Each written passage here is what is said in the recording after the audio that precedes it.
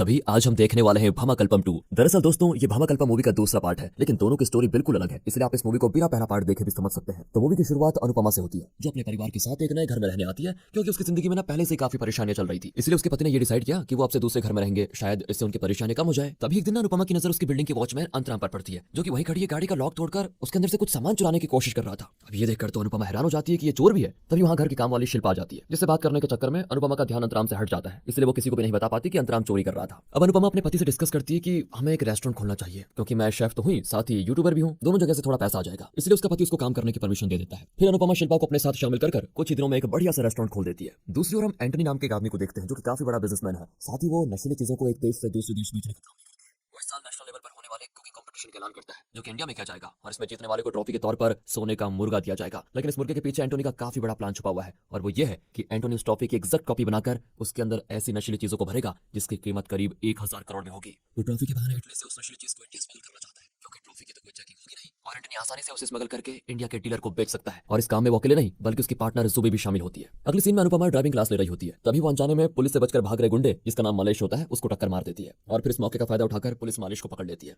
अब क्योंकि जो भी हुआ था ये अनुपमा से तो अनजाने में हुआ, लेकिन वो न्यूज में आ जाती है कि एक महिला ने पुलिस की मदद करके साबित कर दिया कि महिलाएं किसी से भी कम नहीं होती। तारीफ हो जाती है उसकी। इधर एंटोनी इंडिया में रहने वाले ताशी नाम के डीलर को कांटेक्ट करके उस मुर्गे के बारे में बताता है। अब ये सुनकर ताशी भी खुश हो जाता है कि बढ़िया प्लान है, लेकिन वो 1000 के जरिए 700 करोड़ देने के लिए तैयार होता है। पर जुबी एंटोनी को मना कर देती कि नहीं नहीं नहीं, हमें 1000 ही चाहिए, इस डील के लिए साफ मना कर दो, क्योंकि मेरा मानी नाम का एक दूसरा डीलर दोस्त है जो इस मुर्गे के 1000 करोड़ आराम से दे देगा। इसलिए एंटोनी ताशी का फोन कट कर देता है। अब ये देखकर ताशी के गुस्से का ठिकाना नहीं होता कि आखिर एंटोनी की हिम्मत कैसी भी उसका फोन काटने की। अब वो उसको छोड़ेगा नहीं। अब एंटोनी मनी को फोन करके इस डील को पक्की कर लेता है, जो कि 1000 देने को तैयार हो जाता है, मतलब 1000 करोड़। लेकिन उसे डर भी लग रहा था कि ताशी से पंगा लेकर कहीं कोई दिक्कत ना हो जाए, और होता भी ऐसा ही है। ताशी के गुंडे एंटोनी के पास आकर उसको धमकाने लगते हैं, जिस वजह से डर के मारे एंटोनी ताशी को ही वो मुर्गा 700 में देने के लिए तैयार हो जाता है। पर इसके बारे में जब मनी को पता चलता है तो फिर उसका गुस्सा 7वें आसमान पर पहुंच जाता है, और वो फोन करके धमकाते हुए कहता है कि अगर तुम्हें ये डील किसी और के साथ ही करनी थी तो फिर मुझे क्यों कहा, और जब मुझे कहा तो फिर किसी और के पास क्यों चले गए, इसका अंजाम तुम सोच भी नहीं सकते क्या होगा। अब ये सुनकर एंटोनी काफी डर जाता है कि अब तो दोनों तरफ से फंस गया। लेकिन जुबी उसको समझाती है, और तब उनके बीच होने वाली सारी बात वो गाड़ी का ड्राइवर सुन लेता है, जो कि नारकोटिक्स डिपार्टमेंट का ही खबरी था। इसलिए वो सारी बात अपने हेड को बता देता है। फिर ये सुनकर हेड अपने साथियों से कहता है, हमारे पास एक बेहतरीन मौका है इसके साथ एंटोनी और ताशी दोनों को पकड़ने का, और ऐसा मौका हम हाथ से जाने नहीं दे सकते। इस पर सारे लोग मान जाते हैं। वहीं उस डिपार्टमेंट में सदानंद नाम का एक आदमी भी मौजूद होता है, जो खुद को भी एक नारकोटिक्स ऑफिसर बताता है, पर एक्सीडेंट में उसका हाथ कट जाने की वजह से उसे किसी भी मिशन पर जाने नहीं दिया जाता। इस वजह से वो डिपार्टमेंट पर काफी ज्यादा गुस्सा होता है कि एक ऑफिसर होने के बावजूद भी मेरी कोई पहचान नहीं है। इसलिए वो खुद ही एक प्लान बनाना शुरू कर देता है कि अब मैं उस मुर्गे को चुराऊंगा, ताकि उसको बेचकर अच्छे पैसे कमा पाऊं, और फिर देश को छोड़कर हमेशा के लिए चला जाऊंगा। अब अगले सीन में मालेश अनुपमा को फोन पर धमकाते हुए कहता है कि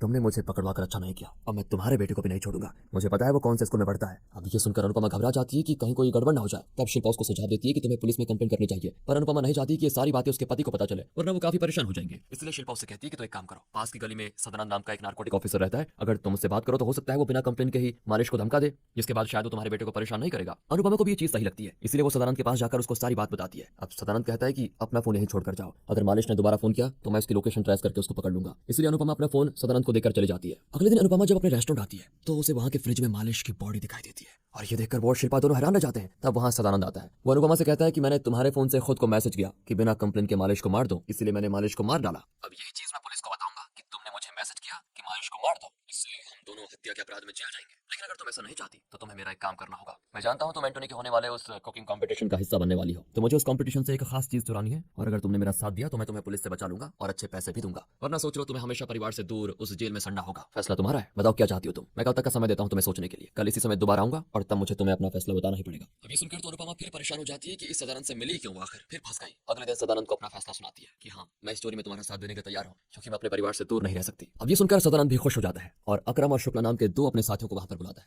जिससे 4 लोगों की टीम बन जाती है जो उस मुर्गे को चुराने के काम आएगी। फिर वो सभी मिलकर प्लान बनाते हैं, और ये तय करते हैं कि शुक्ला और अकरम गार्ड बनकर होटल के अंदर के सारे कैमरों की जानकारी निकालेंगे कि कौन सा कैमरा किस एंगल को रिकॉर्ड करता है, और कौन सा गार्ड किस टाइम पर कहां ड्यूटी करता है। तो वही होटल के बाहर की फोटोज और जानकारी निकालने का काम अनुपमा और शिल्पा करेंगे। अब नारकोटिक्स डिपार्टमेंट में जितनी भी जानकारियां होटल और एंटनी के बारे में मिलती है, सदानंद उन सब की फोटोज ले लेता है, ताकि प्लान को एग्जीक्यूट करने में आसानी हो, क्योंकि जिस होटल के बारे में वो इतनी जानकारियां निकाल रहे हैं उसी होटल के ऊपर एंटोनी का पेंट हाउस बना हुआ है, जिसके अंदर एक वॉल्ट है, और उसी के अंदर उस मुर्गे को रखा गया है। लेकिन पेंट हाउस के अंदर जाने के लिए फिंगरप्रिंट लॉक लगा है, जो कि सिर्फ एंटोनी या फिर ज़ुबी के फिंगरप्रिंट से ही खुलेगा। अगले सीन में अकरम एक हिडन कैमरा पेंट हाउस की सफाई करने वाली जो महिला होती है उसके सामान के अंदर छुपा देता है, और जैसे ही वो महिला पेंट हाउस के अंदर जाती है अकरम उस कैमरे की मदद से पूरे पेंट हाउस को अच्छे से देख लेता है कि वहाँ का क्या सिस्टम है, कितने कैमरा लगे हैं, कौन कौन से सेंसर वगैरह सब कुछ। तब उन्हें पता चलता है कि जो भी कैमरा और सेंसर वहाँ लगे हैं वो सभी वाईफाई से कनेक्ट है। अगर नेटवर्क जैमर का इस्तेमाल किया जाए तो आसानी से उस पेंट हाउस के अंदर जाया जा सकता है। अब ये जानकर सभी बड़े खुश हो जाते हैं। अब उस हिडन कैमरा ने जो वॉल्ट रिकॉर्ड किया था उसी का डुप्लीकेट वॉल्ट सदानंद अपने दोस्त से मंगवाता है और उस पर अनुपमा और शुक्ला को प्रैक्टिस करने को कहता है ताकि 4 मिनट के अंदर वो उस वॉल्ट को खोल पाए। जिसके बाद अब बारी सिर्फ फिंगरप्रिंट्स की थी, इसलिए शिल्पा उस क्लब में जाती है जहां भी ज़ुबी आई हुई है। शिल्पा उसको अपनी बातों में बहलाते हुए कहती है, मैं आपकी बहुत बड़ी फैन हूँ सच में, और एक सेल्फी लेना चाहती हूँ आपके साथ। इसलिए ज़ुबी सेल्फी क्लिक करती है और उसके फिंगरप्रिंट शिल्पा के मोबाइल में आ जाते हैं और इस तरह से उन्हें ज़ुबी के फिंगरप्रिंट्स मिल जाते हैं। अब उनका सारा प्लान बन चुका था, बस सिर्फ उन्हें सही तरह से एग्जीक्यूट करना था। पर इनका प्लान शुरू होने से पहले ही गड़बड़ी का शिकार हो जाता है क्योंकि शुक्ला के हाथ में चोट लग गई थी और कुछ दिनों तक वो अपने हाथ को हिला भी नहीं सकता था, तो वॉल्ट कैसे खुलेगा। इसीलिए सदानंद उसकी जान लेने की कोशिश करता है क्योंकि वो अब किसी काम के नहीं था। पर अनुपमा उसको रोकते हुए कहती है, मुझे एक और इंसान के बारे में पता है जो ऐसे लॉक को आसानी से खोल सकता है। इतना कहकर वो उसे अंतराम के पास लेकर आती है जो कि काम को करने के लिए तैयार हो जाता है। अंतराम दोस्तों वही सिक्योरिटी गार्ड जो पहले चोरी कर रहा था गाड़ी से, इसलिए सदानंद शुक्ला की जगह उससे अपनी टीम में शामिल कर लेता है। लेकिन उस चोरी को अंजाम देने से पहले ही सदानंद अकरम से कहता है कि मुर्गा मिलते ही सभी को मार देना, उनके हिस्से के पैसे मैं तुम्हें दे दूंगा क्योंकि मैं सिर्फ तुम्हें अच्छे से जानता हूँ, बाकियों को नहीं। हो सकता है वो इस बारे में पुलिस को बता दे और इस पर अकरम मान जाता है।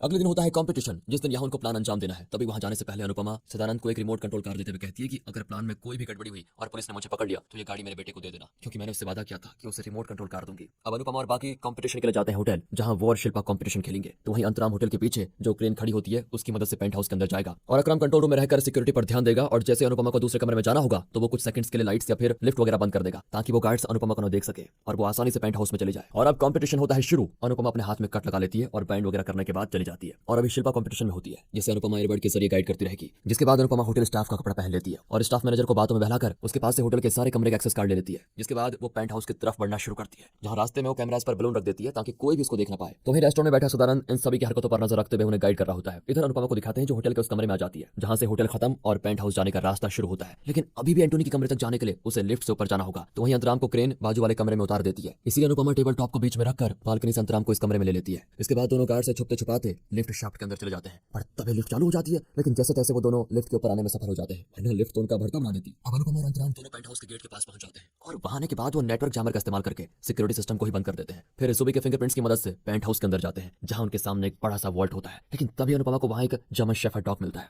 अब ये देखकर दोनों की हालत ही खराब हो जाती है, लेकिन जब वो प्यार से उसके साथ हाथ फेरती है तब वो कुत्ता आराम से वहां से चला जाता है। अब उन दोनों को मिलकर 4 मिनट के अंदर उस वोल्ट को खोलना था जिसके अंदर वो मुर्गा होता है। फिर वो दोनों तुरंत उस मुर्गे को टॉवल में लपेटकर लॉन्ड्री में फेंक देते हैं, और जैसे इसके बारे में शिल्पा को पता चलता है वो तुरंत पका हुआ खाना समेट करके लॉन्ड्री में आ जाती है ताकि वहां से मुर्गा उठाकर गाड़ी में डाल दे। लेकिन उससे वो मुर्गा टूटा हुआ दिखाई देता है जो ऊपर से नीचे गिरने के कारण टूट गया था। तब उसे समझ में आता है कि ये मुर्गा मेटल का बना हुआ है जिसके अंदर कोई भी नशीली चीजें नहीं है। साथ ही वहां पर अनुपमा भी पहुंच चुकी होती है जो सदानंद को बताती है ये मुर्गा तो नकली है, हमारी सारी मेहनत बर्बाद हो गई क्या। सदानंद कहता है कि इसका मतलब असली मुर्गा अभी स्टेज पर है, इसलिए वो अनुपमा को वो स्टेज वाला मुर्गा चुराने को कहता है। और जब वो इसके लिए मना करती है तो वो धमकाते हुए कहता है कि मैं अभी तुम्हारे रेस्टोरेंट में बैठा हूं और मेरे पास एक बॉम्ब है जिसे मैं डिटोनेट करते ही सारे लोगों की जान ले सकता हूं। फिर अनुपमा घबरा जाती है और स्टेज वाला मुर्गा चुराने के लिए मान जाती है। अब स्टेज पर जब डांस चल रहा होता है तभी अनुपमा अकरम को लाइट बंद करने का इशारा करती है, और जैसे ही लाइट बंद होती है अनुपमा स्टेज से उस नशे वाले मुर्गे को बदलकर मेटल वाला वहां पर रख देती है। लेकिन तभी वहां पर नारकोटिक्स डिपार्टमेंट के लोग आकर एंटोनी और ताशी को पकड़ लेते हैं क्योंकि वो दोनों यहाँ उसी मुर्गे की डील के लिए आए थे। लेकिन अब वहां मनी भी आ जाता है जिसके आने के बाद ज़ुबी एंटोनी पर ही गन तान देती है क्योंकि वो मनी के साथ मिलकर एंटोनी को धोखा दे रही थी। उसका प्लान था कि नशे वाला मुर्गा जैसे ही विनर ले जाएगा वो मनी के साथ उसे छीन लेगी, और जब ताशी को नकली मुर्गा मिलेगा तो वो एंटोनी की जान ले लेगा। इसीलिए उसने वॉल्ट का मुर्गा बदल दिया था। अब ये देखकर एंटोनी तो हैरान ही रह जाता है, लेकिन तभी सारे लोगों की नजर अनुपमा पर पड़ती है जो मुर्गे को लेकर वहां से भागने की कोशिश कर रही होती है। लेकिन हड़बड़ी में उससे म्यूजिक सिस्टम गिर जाता है जिसमें से चिंगारी निकलती है, और इस मौके का फायदा उठाकर सारे लोग एक दूसरे पर फायरिंग शुरू कर देते हैं। इस फायरिंग में एंटोनी के साथ साथ ज़ुबी और मनी भी मारे जाते हैं, लेकिन ताशी बच जाता है जो उस मुर्गे के लिए अनुपमा के पीछे पड़ा हुआ है। उससे बचने के लिए जब वो शिल्पा और बाकियों के साथ गाड़ी के पास आती है तब अकरम उन सभी पर गन पॉइंट करके कहता है सदानंद ने काम होने के बाद तुम सभी को मारने का ऑर्डर दिया था, पर इससे पहले कि वो उन्हें मार पाता